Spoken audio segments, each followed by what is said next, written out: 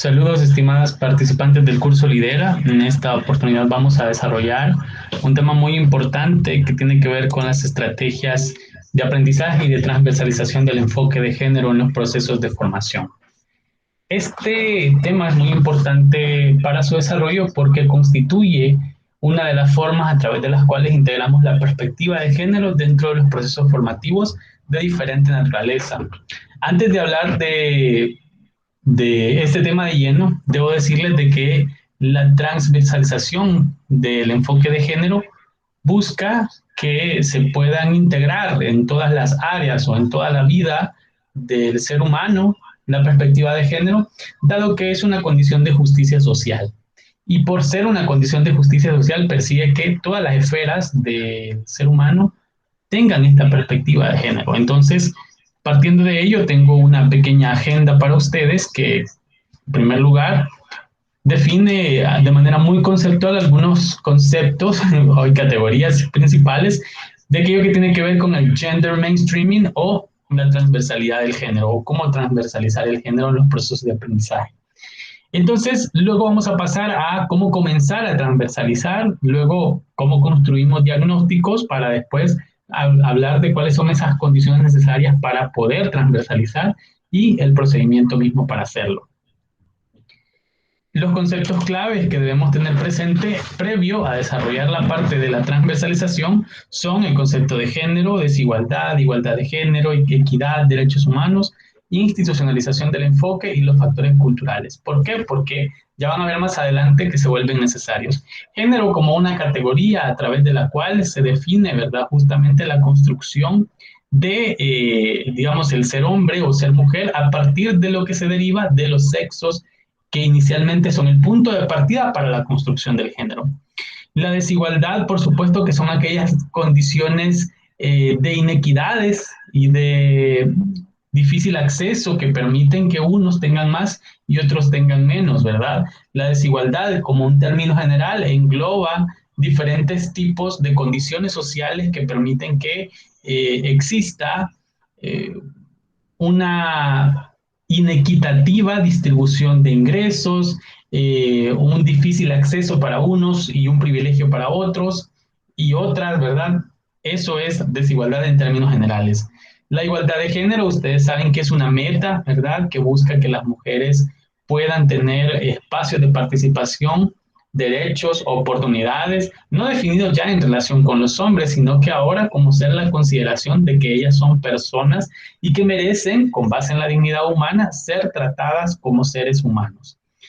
La equidad, ¿verdad? Es aquella condición que va a acompañar, o más bien un valor que acompaña a la igualdad, que permite poder identificar las vivencias propias de las mujeres para poder, con base en sus propias necesidades, ellas definir qué es lo que necesitan conforme, no en relación con los hombres, sino conforme en su propia realidad. Los derechos humanos son facultades que tiene toda persona humana por ser eso, ¿verdad? Por ser una persona humana y que deben estar reconocidos en cuerpos normativos para que estos puedan ser respetados. Tienen alcances universales, tienen la característica de ser imprescriptibles, que no se pueden vender, ¿verdad? Estos derechos humanos además tienen características variadas. Sin embargo, es importante decir que muchos de los derechos humanos ahora tienen la perspectiva de género porque precisamente habían sido negados en un inicio a las mujeres, pero ahora, por supuesto que ya hablamos de derechos humanos desarrollados a partir de generaciones. Luego tenemos la institucionalización del enfoque, que es el resultado, ¿verdad?, de cómo las mujeres han luchado en la historia para poder llegar hasta las instituciones sociales, hasta las instituciones del Estado, porque se incorpora la perspectiva de género en este mismo. Luego, los factores culturales, que es a través de los cuales se define justamente la reproducción patriarcal, pero también cómo van a ser definidos aquellos aspectos trascendentales que podemos utilizar para transversalizar el enfoque de género. Es decir, así como el patriarcado y el machismo utilizan sus propios mecanismos para poder perpetuarse dentro de un sistema, así también la transversalización o el mainstreaming de género busca crear un entramado, ¿verdad?, que se mueva por todas las áreas o esferas de la sociedad para darle un poco de combate a estas condiciones de discriminación y de violencia que se permean dentro de la sociedad gracias a este sistema patriarcal que rodea. Bueno, ahora, ¿qué es la transversalidad del enfoque de género? Partamos de acá. Este término fue acuñado en la Cuarta Conferencia Mundial sobre la Mujer y significa que los poderes públicos se impliquen de manera integral, es decir, en todos lados, en incorporar en todas sus acciones, en la planificación, en la ejecución, en la evaluación, en todos los procedimientos, en los presupuestos, en la estructura, en todas las vivencias humanas y en los que puedan tener incidencia las acciones del Estado y acciones de toda, digamos, organización o institución con la perspectiva de género. Cualquier cosa se puede empapar de la perspectiva de género y eso significa mainstreaming, llevar todo a que tenga alcance global, que tenga alcance universal. El mainstreaming de género, que es lo mismo que la transversalidad del enfoque de género, implica atravesar por todas las acciones de las instituciones y en este caso los procesos formativos, el mismo enfoque de género, lo cual significaría, ¿verdad?, que desde que usted planifica un proceso formativo con enfoque de género, las estrategias de aprendizaje tienen que tener en cuenta la variabilidad que existe en la construcción de los géneros, lo cual implicaría, de cierta forma, ¿verdad?, tener en cuenta las inequidades, las violencias, la discriminación, a quién favorece, a quién no. El término de interseccionalidad, que implicaría mucho poder comprender la variabilidad de la diversidad que existe entre mujeres mismas. Entonces, el mainstreaming permite hacer esa visión, ¿verdad?, y poderla trasladar a todas las acciones que se realicen. En el caso de los procesos formativos, por supuesto que lleva su propio enfoque, porque desde que usted lo está planificando, entonces tiene la idea de que ese proceso formativo, ¿verdad?, debe considerar aspectos muy ligados a la realidad de las mujeres, porque tiene perspectiva de género. ¿Cuántas mujeres va a aceptar?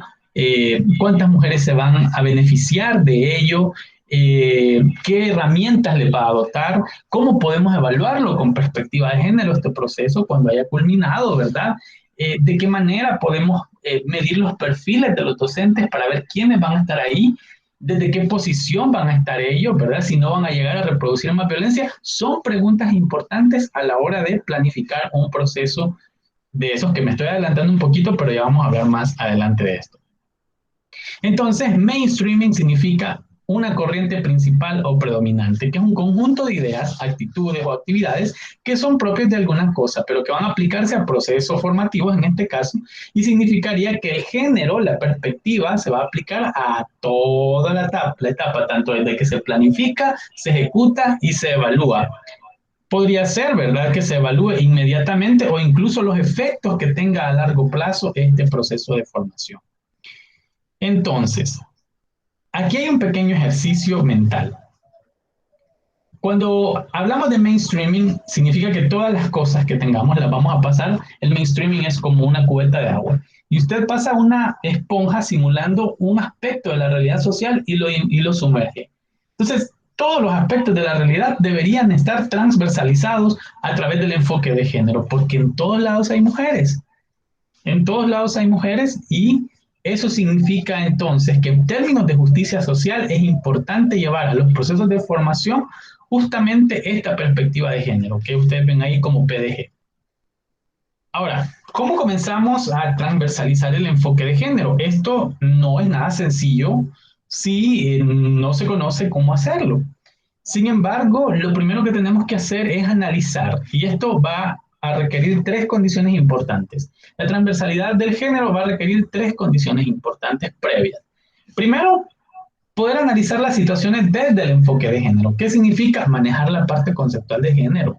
Saber qué significan las desigualdades, saber identificarlas. Ya no normalizar aquellas actitudes de violencia o escenarios de violencia, sino que poder verlos a través de las gafas moradas que tanto hablan las feministas. El segundo es poder crear estrategias para actuar sobre esa realidad que ya analizamos. Y el tercero es poder ejecutar procesos o acciones para cambiar esa realidad que ya analizamos y que ya creamos estrategias, porque la estrategia luego se va a ejecutar sobre esa realidad concreta. Ahora, en el mainstreaming de género o la transversalidad del género, el objetivo principal es la igualdad de género, pero el proceso será introducir la perspectiva de género dentro de lo que queramos hacer, lo que en este caso es un proceso formativo de aprendizaje. El objeto sobre el que va a caer, para nuestro caso en específico, son procesos formativos, procesos de aprendizaje. Sobre eso recae. Y los sujetos o las sujetas, ¿verdad? Sobre quienes va a recaer son actorías o los agentes implicados dentro de esos procesos, quienes planifican, el equipo coordinador, participantes, perfiles de docentes, ¿verdad? Quienes van a estar ahí encargados también y encargadas. Este proceso debe tener tres características y es que debe ser estratégico, debe acoplarse a las condiciones de la situación a donde se va a aplicar el proceso formativo. Eso va a permitir, ¿verdad?, en la medida de poder aprovechar aquellas ventajas que tenga el mismo proceso y también considerar los posibles riesgos que puedan haber. Debe ser sistémico porque debe estar armonizado entre sí. Las partes que componen desde la planificación, la ejecución y la evaluación debe ser un proceso sistémico ordenado que permita que una cosa lleve lógica con la otra, que una parte del proceso, del ciclo, del proceso de formación, vayan en concordancia una parte o una etapa con la otra. Y por último, este debe ser participativo. ¿Por qué? Porque nadie mejor que conoce la realidad o su situación que quien la vive. Entonces esa persona le va a dar luces a usted sobre cómo o qué necesita para poder llevar a cabo un proceso de formación. Partiendo de ello, entonces lo primero que hay que comprender es que los seres humanos, desde lo anterior, estamos compuestos por tres dimensiones importantes. La primera es una dimensión de tipo personal, una dimensión muy individual a través de la cual yo expreso mis vivencias y a través de la cual interno mis emociones y sentimientos. Esta es totalmente, esta dimensión, digamos que es totalmente, no está alejada de las otras dimensiones, pero esta dimensión es la que permite a la persona individual poder comprenderse y entenderse. Pero tenemos otra dimensión que es la dimensión relacional y la dimensión de tipo social. La dimensión relacional es aquella que se lleva a cabo entre la persona individual y en sus relaciones con las personas que considera tener relaciones o con quienes las tiene por vínculos necesarios, como el caso del trabajo, como el caso de quien le provee de recursos, ¿verdad? Que se vuelven relaciones necesarias y hay relaciones afectivas. Hay diferentes tipos de relaciones, pero esa dimensión relacional la constituyen sus vínculos con otras personas. Y la dimensión social que le ubica como una persona dentro de un colectivo, es decir, que esta perspectiva de género va a ubicar a las personas dentro de tres dimensiones: la personal, la relacional y la social. ¿Por qué? Porque esas tres dimensiones también son las dimensiones sobre las cuales incide la formación del sistema patriarcal. La persona no nace machista, pero en la medida va creciendo, su dimensión personal se va alimentando tanto de las relaciones que tiene con las demás personas como de la misma dimensión social a través de la cual hay un colectivo imaginario que le permite desarrollar ideas de índole machista y de índole patriarcal.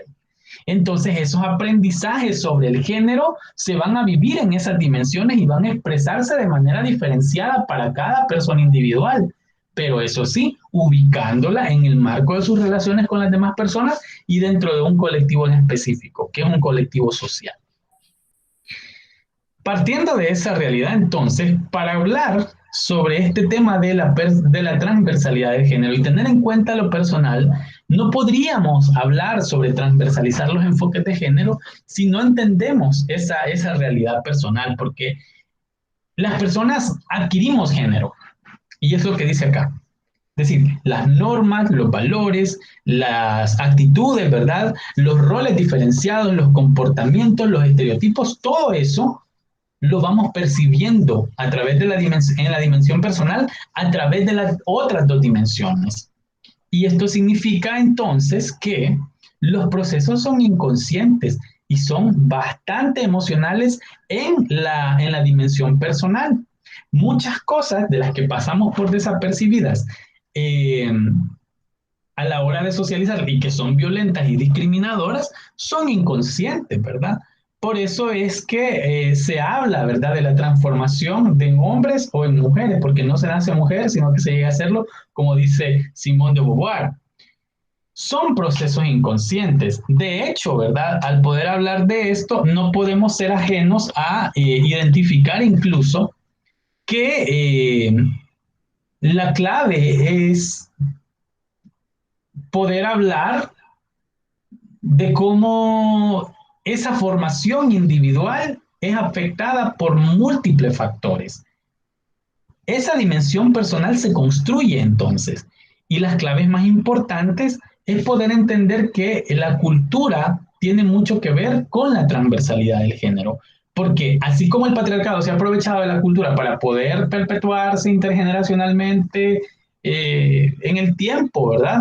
Así también debe aprovecharse la perspectiva de género para poder introducirse a través de la transversalidad en todos los aspectos de la vida humana, para cambiar el imaginario colectivo, pero también para crear estrategias desde el Estado y estrategias desde los procesos de formación, que es lo que corresponde a este caso, para poder cambiar esa misma realidad que ya de por sí es violenta. Ahora, ¿por dónde vamos a comenzar? Primero, tenemos que elaborar un diagnóstico, pero los diagnósticos sirven, son muy importantes. ¿Y qué es un diagnóstico? Un diagnóstico es como una especie de fotografía que a usted le va a permitir poder tomar una imagen de la realidad de un determinado lugar y poder hacer aseveraciones a partir del mismo para poder brindar soluciones a los problemas encontrados a partir del diagnóstico. Este diagnóstico se mide con respecto a indicadores, con respecto a estadísticas, con respecto a tablas que identifiquen una situación particular en específico. El diagnóstico a veces es bien general o es específico sobre una realidad. Eh, Sin embargo, los diagnósticos, ¿verdad? Lo ideal es que los diagnósticos sean participativos, porque cuando los diagnósticos son participativos se construyen a partir de la opinión, se construyen a partir de la intervención de las personas que están relacionadas con la situación o con el fenómeno. Esto significa que para poder hacer un proceso formativo, lo primero que vamos a hacer, el primer procedimiento que vamos a hacer es hacer un diagnóstico. Preguntarle a las personas que queremos que participen dentro del proceso formativo cuáles son las necesidades que tienen. Vamos a ver, a veces la gente sí no conoce mucho su realidad por una cuestión de conciencia o porque pasa por desapercibido algunos problemas, pero le van a dar luces sobre lo que vive. Tal vez no le puedan decir el nombre, mire, yo estoy viviendo violencia de género, yo estoy viviendo un problema relacionado con la violencia de género, porque a veces la gente no lo conoce así, porque está tan normalizado dentro de la estructura social que eso permite que la gente lo viva naturalmente, cuando no lo debería de ser. La gente tal vez no le va a decir el nombre, pero de repente le puede decir, mira, es que ahora no pudo venir a la reunión del diagnóstico que vamos a llevar a cabo, el taller, la compañera, porque el esposo no le dio permiso. Usted, con su astucia, va a poder identificar que ahí probablemente, muy probablemente, ¿verdad? Hay una situación de violencia, hay una situación de poder, de control, en razón de género, porque vemos una relación ahí que es importante. Bueno, entonces usted dice, bueno, esto me da luces sobre cómo poder elaborar mi diagnóstico. Eso también es parte de la participación y la intervención de quienes están relacionados con el fenómeno. Ahora, de ese diagnóstico va a derivar el proceso de formación. Y ahí, ¿verdad? Vamos a planificarlo y a diseñarlo. Y ese diseño o el tema que usted haya elegido debe incluir la transversalidad de género, el enfoque. Porque lo más importante es construirlo a partir de esa realidad vivida. Construirlo a partir de esa realidad que le digan las participantes. Mire, estos son los problemas que tenemos. O que le den luces a partir de las cosas que le cuenten. No necesariamente la gente va a decir, como les decía anteriormente, no va a decir, mire, estoy pasando por un ciclo de violencia de género. No, no se lo van a decir. Pero como usted ya sabe la parte conceptual de género, entonces usted ya sabe identificar las situaciones de violencia y discriminación que viven las mujeres. Las vamos a saber identificar, porque usted ya reconoce eso. A partir de ello, entonces se van a construir indicadores. ¿Qué es lo que esperamos de este proceso? La construcción de este indicador va a permitir, ¿cuántas mujeres van a llegar a este proceso? Este proceso va a permitir que tantas mujeres puedan realizar esto. Y así, creándonos metas e indicadores, ¿verdad? El 60% de las mujeres que asistieron al taller van a terminarlo. Por ejemplo, es un indicador, ¿sí? Con perspectiva de género. El poder, además, incluir, ¿verdad? A la interseccionalidad como una manera de entender la variabilidad de la diversidad misma de las mujeres, porque no, las mujeres no son un grupo homogéneo. Somos grupos humanos para empezar. Y los grupos humanos somos variables, somos diversos. Entonces esa diversidad también debe ser tomada en cuenta. Se deben diseñar evaluaciones también con perspectiva de género para poder identificar por qué no llegó una persona a un determinado taller, por qué no llegó una persona a una sesión del proceso formativo. Pregunte, ¿qué le pareció de quien impartió la clase? ¿Lo hizo desde una posición de poder? ¿Llegó a decirle algo que no debería? Eh, Pareciera que esta persona estaba hablando no solo no del tema, sino que culpándole porque vivía una situación de violencia. Eso hay que tenerlo presente. Evaluar a los docentes, a las docentes, evaluar a quienes participan, por qué no llegaron, es parte del proceso de evaluación, en medio del mismo proceso, pero también cuando termine. Es parte de la transversalidad del enfoque. Y por último, ¿verdad? Los resultados del diagnóstico, ¿de qué van a depender? De que tan exhaustivos sean ustedes, de que tan exhaustivas sean para recabar la información, de qué tan profundos o qué tan profundos sean los indicadores, de qué tanto alcance quieran darle, hacia el tiempo que ustedes le dediquen a eso, ¿verdad? Los recursos, los indicadores cualitativos o cuantitativos, que dependiendo si en cantidad o en calidad, ¿qué queremos que aprendan? ¿Qué queremos que la gente entienda? ¿Qué queremos que la gente, en qué se forme? La gente ha cambiado su conciencia social respecto de un fenómeno. Quienes empezaron este proceso formativo, al finalizarlo, por lo menos ya no toleran las actitudes machistas o algunas actitudes machistas. No todas, pero hay gente que todavía no las reconoce todas. Todos y todas estamos en procesos de formación o de deconstrucción que nos permiten poder identificar cosas que en un inicio no lo hacíamos, pero vamos en un camino.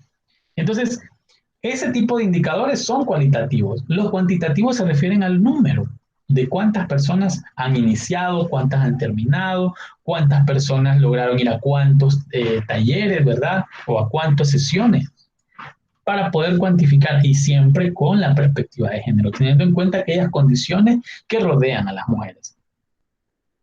Además, ¿verdad? Se deben considerar los factores culturales para poder incorporar esta perspectiva de género. Como les decía, la identidad cultural de la persona, de las dimensiones que hemos hablado, es lo que hace el patriarcado. Les decía, se inserta en la dinámica personal, pero a través de los procesos que están alrededor de él, de la dimensión social y la dimensión relacional. Por eso es que, por ejemplo, la categoría de género, los roles, los estereotipos, se derivan de cómo el patriarcado utiliza las dimensiones personales, relacionales y sociales, porque así es como socializa a la persona individual. La lleva por un camino desde que los agentes de la socialización, como la familia, la escuela, los medios de comunicación, los grupos de pares, se entremeten, ¿sí? Se entremeten en esa realidad para poder eh, modificar, ¿sí? O crear más bien, porque en ese momento cuando una persona nace, no nace machista, pero en la medida que va creciendo, el sistema patriarcal le inserta conductas, le inserta formas a través de las cuales se va a manifestar este mismo patriarcado. Entonces, esa tradición cultural va a modificar la identidad individual, porque va a pasar la persona por procesos que son bastante inconscientes y emocionales, y su cuerpo y las emociones, ¿verdad? Van a depender de esos procesos culturales. Esos procesos culturales son difíciles de desarraigar porque la gente los tiene tan arraigados, están fijados a ellos y a ellas que los ven como normales, como parte del ser.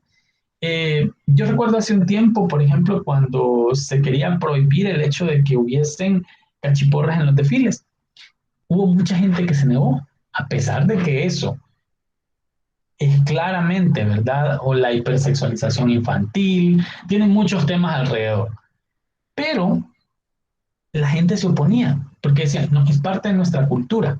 Los procesos culturales pasan por las emociones. Ay, ¿por qué lo van a quitar si es tan bonito, verdad? Ese tipo de cosas están ligadas a los procesos culturales. Entonces, por eso es importante tener presente que estos procesos culturales deben acompañar, ¿sí? Deben acompañar la perspectiva de género también para cambiar el imaginario colectivo bajo el cual cualquier proceso que usted puede llevar a cabo, la política, el programa, cualquier cosa, pero si usted no busca modificar el imaginario colectivo, muy poco va a hacer.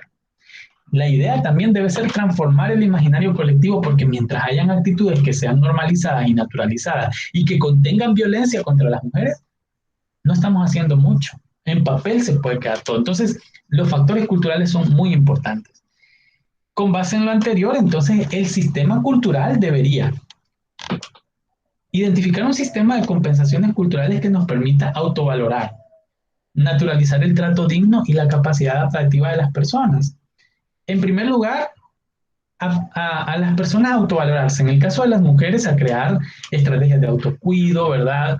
Que les permita identificarse, valorarse a sí mismas, pero también naturalizar el trato digno. Es decir, la dignidad no debería ser un privilegio, debería ser un derecho que cualquier persona debería tener, desde cualquier aspecto y teniendo en cuenta la interseccionalidad. Y aparte, el tema de la capacidad adaptativa, valorar como aquella persona que viene ahora empezando su proceso de construcción de esos factores culturales, se está desarraigando. Entonces, adaptándose a un nuevo ser, a un nuevo yo.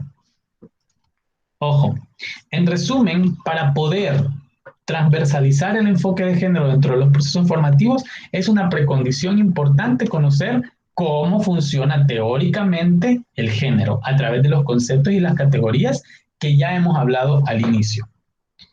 Dos, debemos comprender cuáles son los mecanismos a través de los cuales las personas aprendemos sobre género, aprendemos sobre roles, sobre estereotipos, sobre los mandatos patriarcales en las dimensiones sociales, personales y relacionales de las que ya hemos hablado.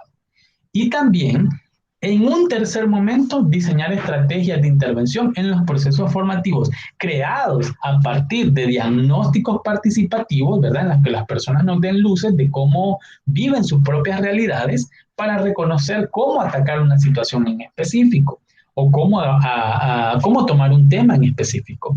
Entonces, una vez teniendo presente lo que está anterior a este slide, lo que deberíamos decir es que para que un proceso formativo ya transversalizado con el enfoque de género pueda mantenerse y cimentarse, primero tiene que haber voluntad de echarlo a andar. En un segundo momento tiene que haber un marco jurídico institucional que lo posibilite. Lo tenemos. Tenemos tratados internacionales y tenemos legislación nacional que posibilita la realización de eso. No estamos en contra de la ley, estamos bien. Y a veces eso no quiere decir que la ley siempre sea buena, no, sino que esto va a permitir que sus actuaciones se apeguen al marco de la legalidad, nada más. Pero la discusión sobre que siempre la ley es buena o es mala es otro tipo de discusión que no vamos a entrar en este momento. Pero de entrada les digo, no estamos hablando de eso. Y llevar un proceso de cambio social permanente en el cual, ¿verdad?, se contemplen tanto los aspectos externos como los internos de la persona. Y esto va a permitir contemplar las tres dimensiones, dentro de la dimensión personal, pero también cómo la dimensión relacional y la dimensión social tienen presente a la persona humana.